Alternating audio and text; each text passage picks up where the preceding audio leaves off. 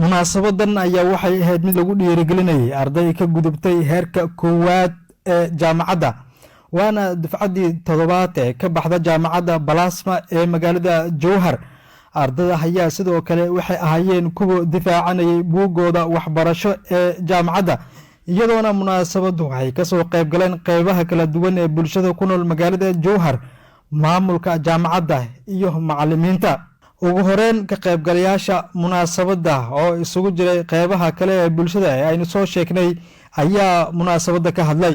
hadda maanta waxaad ogaanaysiin in maanta bilaaw ay idin tahay qofkii dadaalana oo further steps tilaabooyin dheeri ha qaado waxa waaye ha fadhiisaninaha halganka meesha taagan yahay maanta ha laga sii wado. thumma cilmiga aad barateen inaad wanaaga dadka aad ugu ziyaadisaan wixii xumaana aad ka joojisaan. ilaahay subxaanahu wa tacaala ayad quraan wuxuu ku leeyahay wamaa uutiitum min alcilmi ilaa qaliila.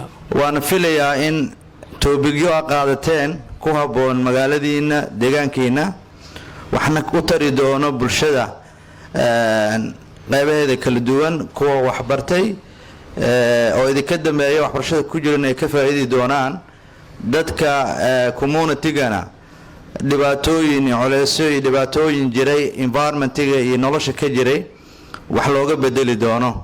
aad iyo aad ugu faraxsanahay inaan arko marka waxaan leeyahay waa mahadsantihiin horumaraad samayseen inta idinka dhimna gaarsiiya waan rajaynaynaa kuwo kale cusub inaan qaban doono hadduu ilaah yiraahdo 100% waa ku mahadsantihiin. xaflad qiimo iyo qaaya leh ardaydan ugu fududaan doonto inay buugoodii ay soo diyaarinayeen muddada ay ugu difaacdaan sida ugu wanaagsan dhibca wanaagsanna ay ku helaan. aad iyo aad u mahadsantihiin.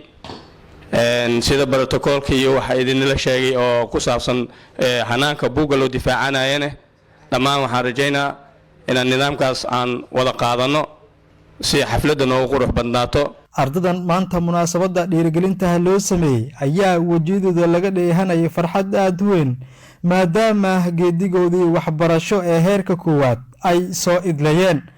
Cabdiraxmaan Xuseen Cumar Wadani, warbaahinta qaranka Soomaaliya.